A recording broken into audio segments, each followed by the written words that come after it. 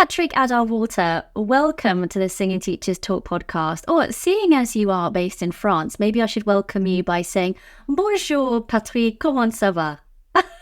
Très bien, merci. Yeah, it's a pleasure to be here. I would actually conduct the whole interview in French, but since doing my GCSEs, I can only remember some words. So unless you want to talk about rabbits and showers and my house with a garden, I think we better stick to English. Okay, we might not get very far in singing. But how is France treating you? How is it there? And how did your career actually lead you to being based there? Well, it was partly career and partly just choice. And I'm also one of the bunch of people who fled Brexit, I'm afraid to say. Lucky to have an Irish granny. The first time back in the 90s, I was on a job with Andrew Parrott at the Salle Pleyel, and I heard that the Groupe Vocal de France, which was a small vocal ensemble at the time, working for the Arts Ministry, were auditioning for a second bass. And so I just sorted that out, zipped over, sang a bit of Bach in between our rehearsal and our performance, and got myself a job in Paris. And I was 25 at the time, so it was a good thing for a young bass to get out to Europe and have a bit of experience while the voice warmed up a bit. And then I came back in 2018.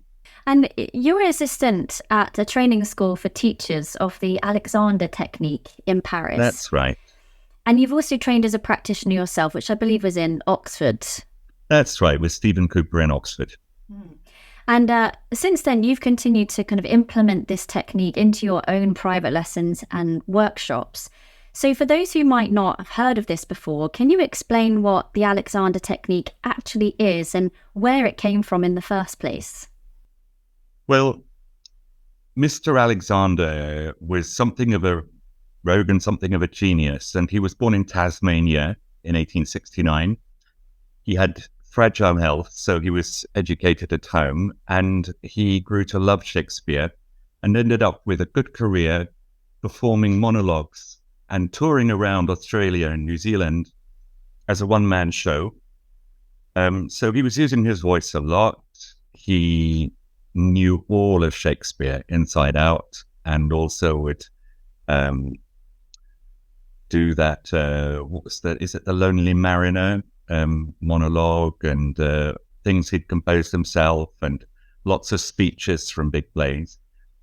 And at one point, his friends said to him that he was audibly gasping on stage, and he found that at the end of a show, he was a bit hoarse. So he were talking around about 1890 sort of time, and he was doing very well. He had lots of money, so he went to see the best doctors to try and have a cure, and none of them could help him. And therefore, he decided he had to figure out himself what it was he was doing when he was on stage that was causing him to lose his voice. And his observations, sitting there with 3 mirrors in front of him for weeks and months and years, making microscopic observations of his own movements, helped him to discover some fundamental principles about how we are organized to use our bodies, how the machine works, if you like, that goes for most mammals, and which have been proven to be the case since then. It's about how we use the relationship between the head and the spinal column, and the effect that has on all sorts of other parts of the body. So a lot of the work that he put in place was about undoing interference with that mechanism, rather than adding anything as a layer on top.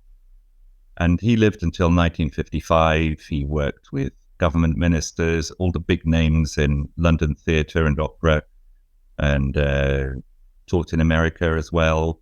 Ran a school for disadvantaged children who would probably have ended up in institutions otherwise, and had a very broad and interesting career, partly helping people to use their gifts better and remove the obstacles to their performing excellence or their sporting excellence, and also helping people who are ill.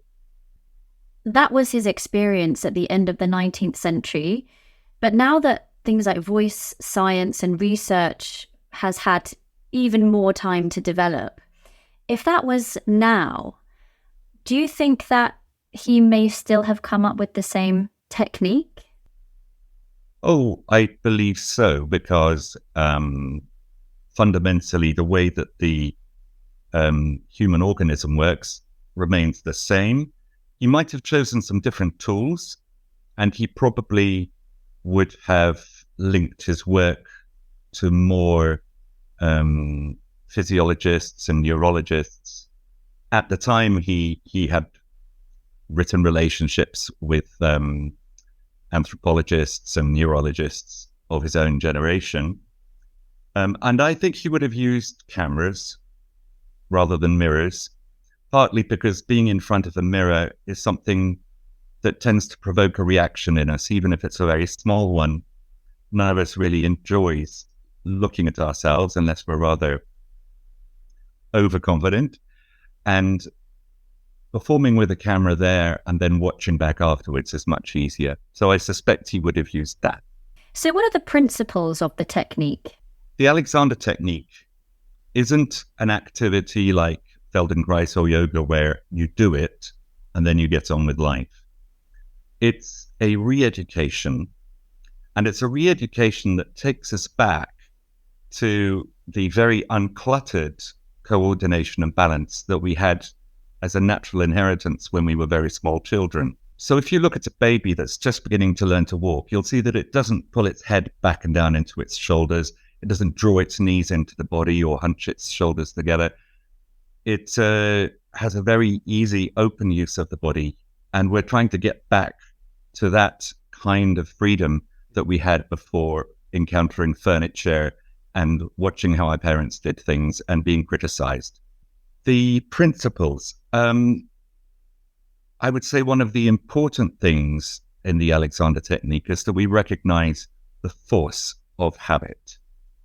Habit is practically a life-saving mechanism, and we tend not to realize how strongly it's rooted in us. Our organism learns habit in order to repeat a behavior that wasn't fatal last time, basically, in evolutionary terms. We repeat the behaviors we've survived because they're, as a reaction to a threat, they are a safer bet than something completely new that we're trying out instead. So it's very difficult to let go of what feels familiar and to do something that feels unfamiliar. What feels unfamiliar will always feel wrong, whether it's better or worse. And that's why habits are so hard to break. The next thing I'd say is a principle is what we call psychophysical unity, but you could say that it's a unity of thought and muscular action. Missy Vineyard, who's a great American teacher and wrote a wonderful book that I'll tell you about later, refers to a series of experiments in MRI scanners where people were invited to imagine playing their game of tennis and finding that even though they didn't move a limb, their tennis improved as much as the people who actually went and practiced tennis.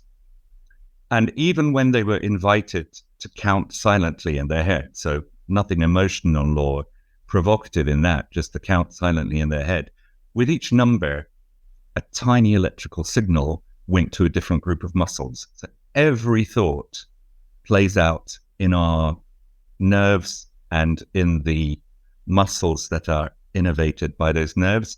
And every sensation that we have in the body feeds back into our mind as well. There's no separation of mind or body. I've already mentioned the way that we use the head in relation to the spine. That's what Alexander called the primary control. And then we have two tools, inhibition and direction, which are very close to one another. They're a bit of a yin and yang of the same thing. Inhibition is a refusal to consent to a habitual reaction when you're faced with something, with a stimulus, with a desire, or a text message from your mum, or a high note when you turn the page, or a cake shop. It's not the Freudian kind of repressive inhibition. It's the choice not to consent to a habitual and maybe unconscious reaction. And then directions, or what Alexander called preventive directions at first, are thoughts that we send to the body, which are antidotes to the tendency to pull things into the center of the body. They're preventive as much as they are vivifying. They're designed to switch off the reactions we're not aware of, if you like. So what we are trying to get back to is a 24/7, freer, lighter, easier functioning in which we don't unintentionally interfere with doing the things that we want to do. It clears the terrain and it frees us up simply to do what we choose. And that's interesting, because if you don't have a reference of what it was like before, like learning to walk, we don't have much recollection of that journey or learning part of our lives. How do we know we've reached it? We can't really, because the sensations that we have, you could call it proprioception, or you could call it the feelings about your own position and levels of tension, the dimensions of your body and how you're moving. All that stuff is kind of skewed by our habits and our unconscious tightness and so on. Most people, if you bring them from whatever their strange habit is back to upright, feel anything but upright, because upright for them, I see you're drawing yourself up a bit, but upright for us is only what feels familiar. And if you use their mobile phone, with their permission, of course, to photograph them in profile before and after, most people are astonished by the gap between what they thought they were doing and what they can see in the photo. So all we can do is project the instructions to our body to stop messing around, and then let the right thing do itself. The right thing did itself when we were very small, and the right thing is simply what our bodies are designed to do. So it's about clearing the decks and then trusting. Very difficult not to evaluate. It's very difficult not to verify as we go along, but it's necessary, or we get into a pickle.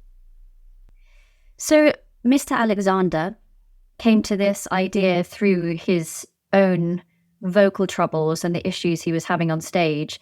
So what drew you into this particular technique? Why did you want to explore it further and learn for yourself and apply it in your lessons and workshops? Well, it goes back quite a long way, and as with so many people in life, what comes to you through others. I knew nothing about the Alexander technique when I joined the vocal group, where one of the sopranos was training to be a teacher. And we do say teacher rather than practitioner, because we are communicating a learnable skill to our pupils and trying to make them independent from us. And she became perhaps my best friend, and she's a wonderful teacher with very much experience, and also a professional singer. And I saw what she was doing, and I knew that it made sense, and I resisted because I wanted to do something a bit less rigorous and a bit more whooshy and intuitive with my hands.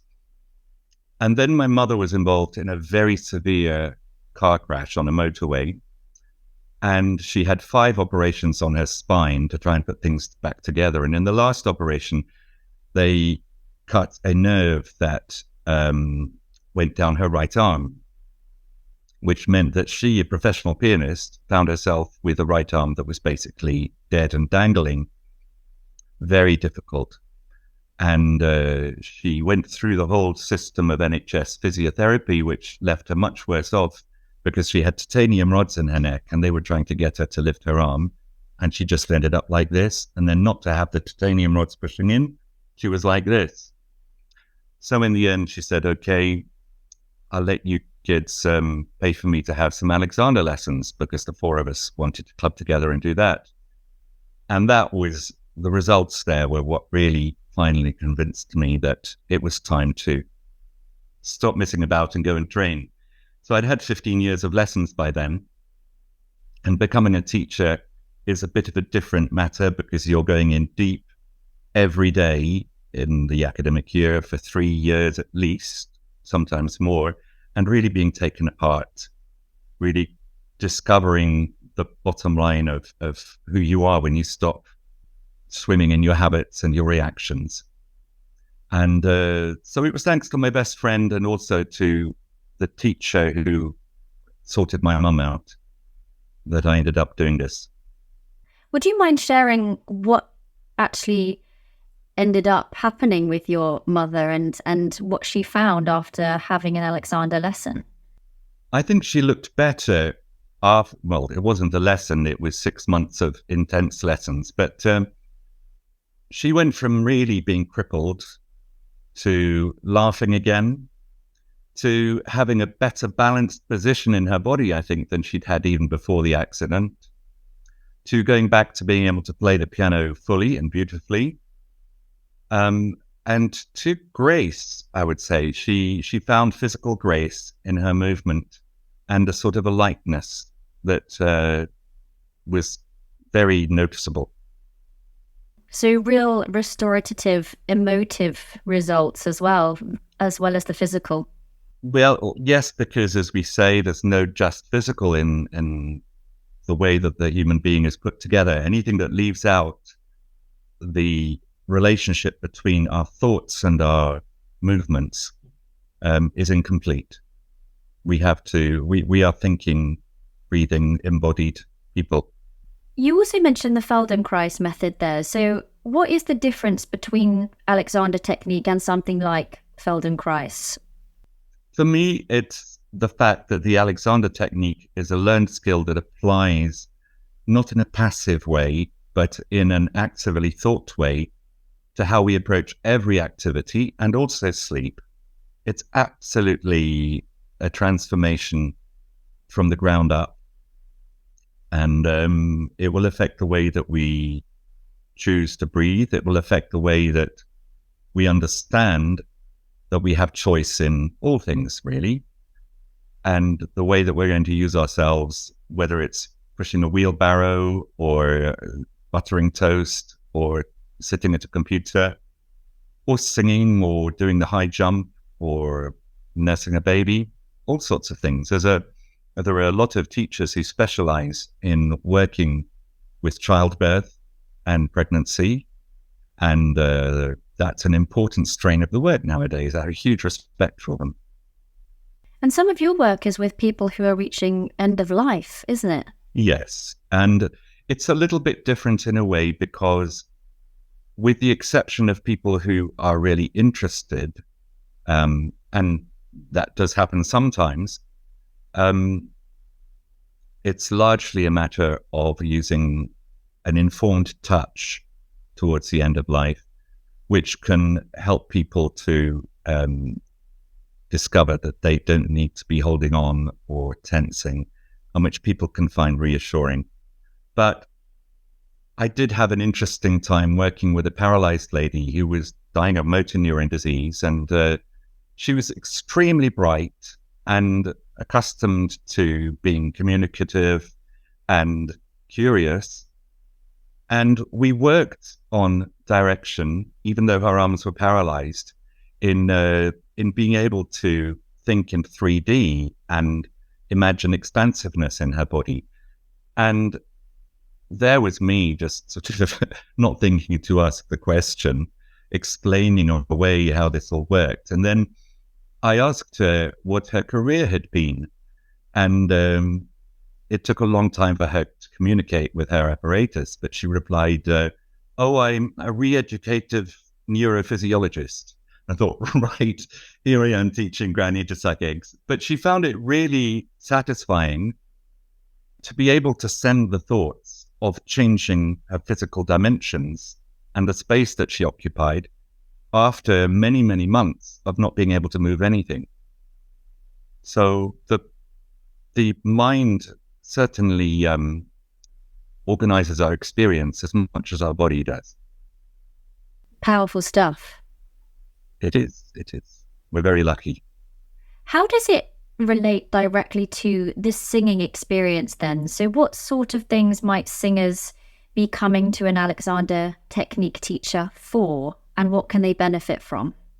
Quite often people are coming because they don't understand why they're in difficulty, and that's normal. I think it's very important never to judge someone for not being able to do something, because they've already made the step of saying, I'm going to seek help with this problem. And I have huge respect for that. Very often people are using too much breath pressure because they don't understand or feel that they're doing that. They just feel that they're doing what's been familiar for years. Very often there is narrowing at the base of the throat, or the back ribs are collapsing, or the pelvis is pushed forward so that people are locking their knees back and maybe pulling the chest up a little bit. Sometimes the neck is too tight. Sometimes the tongue or jaw are getting involved in changing pitch or changing vowel. And all of these things are very difficult to spot if you're the person doing them and it feels familiar. So we're doing a lot of work starting with the head-neck relationship, because once we learn to stop tightening the head-neck relationship, everything else begins to be a bit more accessible. You can try until you're blue in the face to stop someone tightening at the solar plexus, but if their neck is locked, they can't. They have to let go of the head-neck relationship first, and then other things become possible. Very often it's how people stand that, through a chain reaction, ends up putting pressure under the glottis, and people have come to me post-surgery quite often. Any Alexander teacher will look at a new student when they come through the door, will of course listen to what the student describes, but will also look at how they're using themselves, because that will give us a lot of important clues. So one cabaret singer that I worked with arrived on a cold day in ballet pumps and short leggings, and her lower legs and ankles were blue with cold and her feet were collapsed. And so of course there was no alignment or grounding. All the pressure was up here. And she probably thought I was a bit mad when I started working on her feet with her while we vocalized, but she went back from 5 notes to 2 octaves in no time at all. All the work had absented itself from her legs and crept up here, and her larynx couldn't pivot anymore. So if a singer comes to you complaining of a particular vocal difficulty, how would you start up that Alexander technique approach? We will always, if we're teaching Alexander rather than singing with Alexander, we will always start off by bringing some awareness to the way that the head-neck relationship is being used. And quite often when people let go of the tension in the neck, they'll start to realize that they're holding onto shoulders or arms or hips, and the letting go will follow on through. And then the back can start to do its job and support the rest of the organism, the limbs and the head. What I try to do, certainly with singers who are accustomed to working on themselves, is to take the actual sound out of the equation for the first steps, and sometimes as long as I dare. Because we have to get somebody back to being able to exhale and to allow an inhalation without tensing in the neck and throat. And I'd like to share with your followers a little game that we can try just for ourselves at home. And it's known in Alexander terms as the whispered R. I'm a little bit sorry that it's called that, because for me it's not whispered, it's silent. But there we go. To start this little game, I'd suggest you try and stand, or if you are sitting, to sit long and as free as possible, balanced over your sit bones, and to breathe quite naturally, and to find a happy thought. I think it's always useful as singers to have a little library of memories and sensations and experiences that we can plug into when we need to summons up something in ourselves. And so that happy thought might be, well, for me, it was my first dog discovering a glass full of toothbrushes, but it might be somebody you met, something you ate, just a wonderful experience. Cultivate that inner smile, because we're going to discover in the Whispered Hour how important it is not to pull the face down if we want the spaces behind to be open. And particularly we Southerners in England, and a little bit the Midlanders too, tend to pull down a bit in the face. So we'll cultivate a little twinkle of a smile under the eyes, behind the eyes, around the eyes, and try and keep that alive. So looking at something in the room and sending some positive vibes to it with the eyes, still breathing normally. Then with very relaxed cheeks and jaw, just touch the tip of your tongue onto the back of your lower front teeth.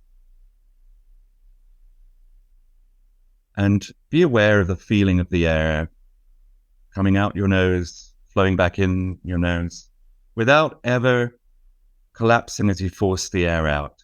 Keep yourself long as you send the air out. Let the air flow back in by itself. And then at a certain moment, without topping up your breath or doing anything extra,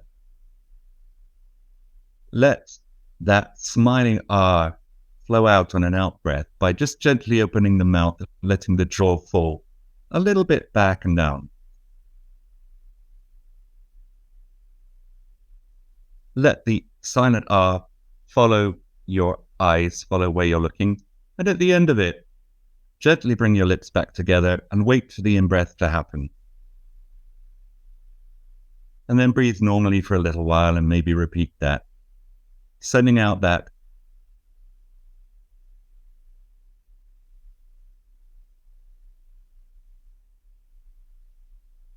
and discovering that there's an awful lot of work that doesn't need to happen in the rib cage and the solar plexus, that doesn't need to happen in the throat or the neck. And it sets us up very well for starting to use words and pitches. And similarly, if you've got a difficult passage, enunciate it silently on the out breath, maybe the second half of the phrase first and then the whole phrase, before you start to bring in the voice. And teach the body that there isn't a breath problem there. Teach the body that we can go through these words and these lines and these shapes without adding on our fear reactions and our tightenings, and that's not something we need to do when we sing. Now, the Alexander technique is not singing technique, but it really clears the decks to allow singing technique to do its job. And how would you integrate that when we turn the voice on, when we're using voiced sounds? I would start with, well, it depends on the vocal history of the person, but I would start with some very gentle, easy vocal eases in the middle of the voice. Never pushing up to the top or digging down to the bottom. Discovering vocalizing without using more than just letting the airflow bring together the edges of the vocal cords. And then working from the middle outwards on hummings and very small contained vowel shapes, and gradually letting things open up and connect into the whole of the body again. But whispered R's and silent vocalizing and then humming quite a lot, and maybe discovering that we can move across a pitch change or an interval on a gentle contained hum or a simple vowel without using the throat muscles to change pitch, so that we're clearing away the extra work and making space inside for what's necessary to happen. So there's one other thing I would like to say for a singer when it comes to the silent R or the whispered R. Use it not in great big long blocks, but when you feel that tension is beginning to build up around something you're working on, whether it's a piece of music or even a situation, stop and do a whispered R and then carry on. Just use it as a reset. It's a really good, quick reset. And if you're discreet, you can do it in the tube or in the wings. You could almost do it on stage and nobody will even notice, because all you're doing is looking interested and alive in your eyes and letting your lips part just gently for a moment or two. Nobody's going to notice. So use it. It's a great one. And as the reset, what is it actually resetting? The stored up, built up tension and the overstocking of breath that you can get under the front of your rib cage. And you work with classical singers as well as delving into the contemporary realm as well. Mm-hmm. Is there a particular complaint that you see most often? Is it the breath, or is there something else that you're tending to treat? Almost everybody I see who comes for lessons tends to stand in a way that interferes with the freedom of the breathing mechanism and probably the freedom of everything else. I'd say 80% of people tend to stand with their hips rolled a bit forwards, their pelvis pushed a little bit forwards, and their knees pushed a little bit back. And then you get in the other 20% either the opposite of that or somebody very much on one leg or the other. And this really interferes with the freedom of the diaphragm to rise as a kind of a parachute going upwards, if you like, on the inside of the rib cage, and the freedom of the rib cage to lengthen and taper at the base during the out-breath, and of the connection between the front lower abdominal muscles and the web of muscles that it anchors. So it's really important to get people back in balance. And in Alexander terms, for them, it'll often feel like imbalance, because as bipeds, we're made to be a bit out of balance all the time. We can change direction much quicker than any of our predators, and we use fewer calories per kilometer than anything with four legs when it comes to covering ground. So bipedalism is brilliant, but it does mean that we're always a little bit in movement. We need to be able to be. That movement has to be available. And we're not designed to be planted like the Eiffel Tower, which would mean that it was very difficult for us to change position. That fluidity, that freedom, that potential for movement wants to be going from the soles of the feet all the way up through the body the whole time. And people will often think, when they're in an Alexander lesson, whoa, I don't know how to stand anymore. But actually, that's great. It means we're sort of swimming upwards the whole time. Yeah, because I can imagine that's a little bit off-putting if you feel like you've gone from normal to what the heck am I doing? I'm afraid that is one of the things you let yourself in for when you're learning the Alexander technique, and probably when you're learning singing generally, that you have to risk the unknown and put yourself in situations which have a feeling of unfamiliarity, even if something in you recognizes that it's easier or more efficient. And those singers that you're working with, is that just regardless of genre, or do you notice something happening more to the classical singers compared to the contemporary, or vice versa? The main difference for me in the sound people are making is happening from the oropharynx upwards. It's the amount of space that we make behind which creates the ring and the timbre. And I suppose, some kind of rock singers do less of the forming the vowels in the pharynx than we do in classical music. But when it comes down to breathing and not pushing or forcing breath, but giving a stable, well-rooted, available and extended out breath, that goes for everybody, really. We just have to allow the space to not become over-expanded and developed up here when you're talking about rock and pop people, because it'll start to sound too operatic. And it needs to stay closer to speech shapes, which I hate to say, because really classical singing is never about speech shapes. It's always about modified vowels and modified volumes inside in order to make this extraordinary sound. But for rock and pop singers, it's a slightly different shape. But they all come with their funny postures and their grabbing throats and their grabbing ribs. And how much of the work is hands-on? Do you have to get physical with the singers? We use our hands a lot. We use our hands because we've been working on ourselves for so many years that the hands can communicate an experience, a physical experience that the pupil can't reproduce on their own. You can't ask somebody's brain to do something that appears impossible to them and that they've never experienced before. So I'll say to you, for example, would you like to let your neck release in such a way that your head could float upwards a little bit? But then my hands will say to your nervous system, here, this is available. You could do this if you choose. And my hands can communicate that in a way that your brain wouldn't otherwise be able to reproduce. Interesting. Yes.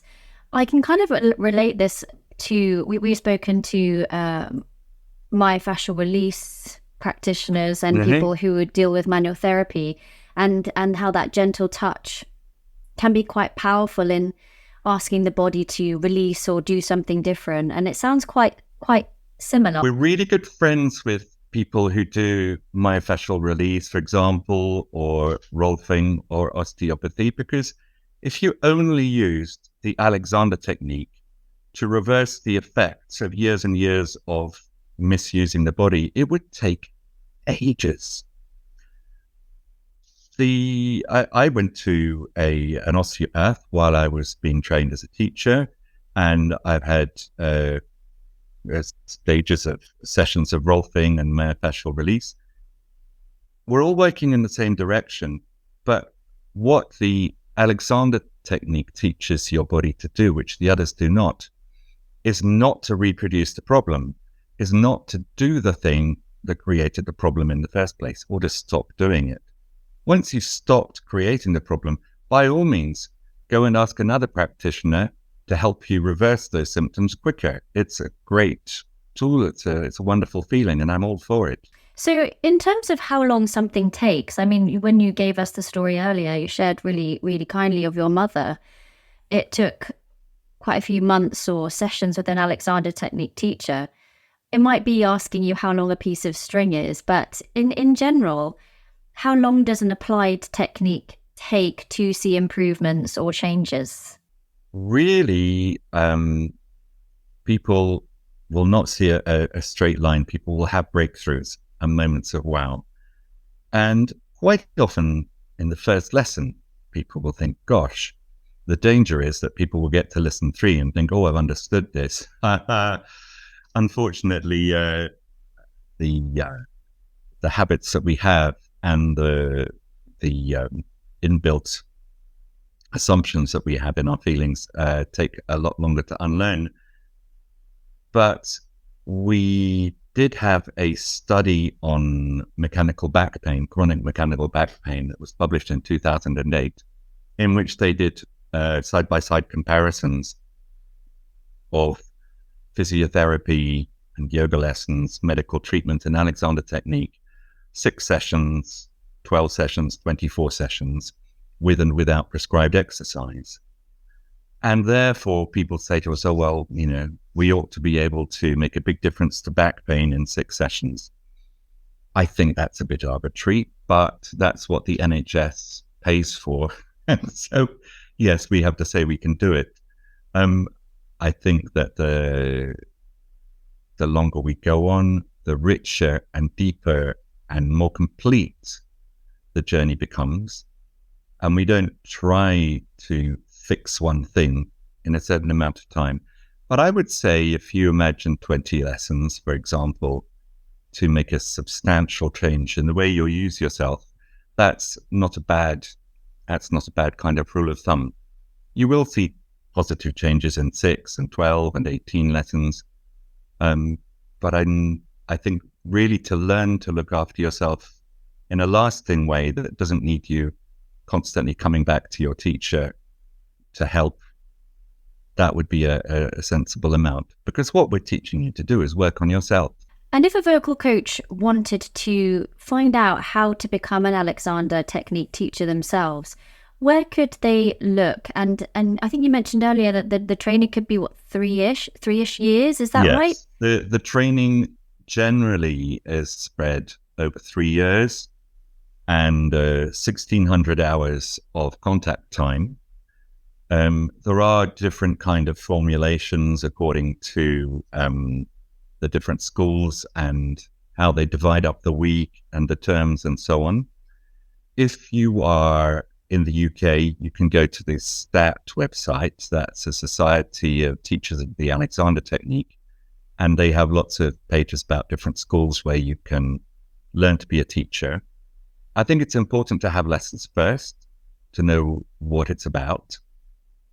And before having lessons, you might even choose to go to an introductory course. The STAT website has lots of information about UK training schools. In America, you can go to the AMSTAT website, and in Australia to the OSTAT. There's a training school in Mexico City, I think. There are training schools in many countries around the world. I'm a member of APTA, l'APTA en France, which shows you where you can train in France, you can train in Italy, Germany, the Netherlands, Ireland. And it's 3 years fundamentally to get your training and get things underway. But start off with some lessons and see if you like it. It's quite a challenging undertaking. It's quite hard work having your habits and assumptions gently dismantled and taken away, and having to discover who you are in a much more authentic kind of way without these accretions. But it changed my life completely. I'm very happy I did it. What resources could we also check out? You mentioned a book earlier. Can you tell us a little bit about that? Yes. Missy Vineyard, How You Stand, How You Move, How You Live. There are not many authors called Missy Vineyard, so it's quite easy to find on in a bookstore or online. And I think that's a very good first way in. If you wanted to read one of Alexander's books, I think the least inaccessible, if I can put it that way, is The Use of the Self. That's available as a fairly inexpensive paperback. The other ones are chunky, big, and they are written in an era when people were not accustomed to being entertained all the time and had a capacity to concentrate and read a difficult book far more than we do now. So I wouldn't throw yourself in the deep end unless you're a little bit of a masochist, really, with the other books of Alexander. There are some lovely books by Walter Carrington, anything by him, and also by Marjorie Barlow, who was Alexander's niece, and I feel has a way of explaining the principles and the concepts and how we teach that's very light-handed and very easy to understand in modern English, unlike her uncle, who was so precise that it could be sometimes heavy-going. But start off with Missy Vineyard if you're an English reader, because that's a good one. Amazing. Well, Patrick, thank you so much for joining me today. It's been really great to really understand the Alexander technique that a little bit deeper. Where can our listeners find out more about your work and get in touch with you? Well, if you look on the APTA website or the STAT website, you have my contact details there. If you Google my name, you'll get all sorts of iniquities, but not necessarily useful ones. If you would like lessons or coaching, or for me to come and do a workshop, get my contact details from the APTA website or from the STAT website, stat.org.uk. I think it's Alexander Technique now, or UK. And drop me an email or give me a bell, and it'll be a great pleasure.